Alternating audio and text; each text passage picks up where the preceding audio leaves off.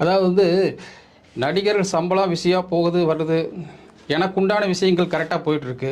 நான் கரெக்டாக இது பண்ணிகிட்ருக்கிறேன். எனக்கு உண்டான என்ன சம்பளம் வருதோ அதுக்கு தகுந்த மாதிரி விநியோகஸ்தர்களுக்கு சரி, மற்றபடி தயாரிப்பாளர்களுக்கு சரி நிறையா லாபம் சம்பாதிக்கிறாங்க.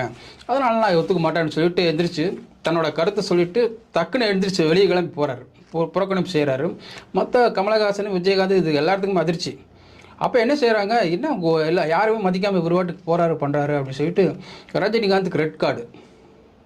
ஆமாம், ரஜினிகாந்துக்கு வந்து திரையுலக சார்பாக தயாரிப்பாளர் சங்கம், விநியோகஸ்தர் சங்கம் ரெட் கார்டு கொடுக்குறாங்க. அப்போ உடனே அவர் என்ன முடிவு பண்ணுறாரு, அடுத்த படம் வந்து உழைப்பாளி. ரோஜா, ரஜினி இதெல்லாம் நடித்த படம் உழைப்பாளி.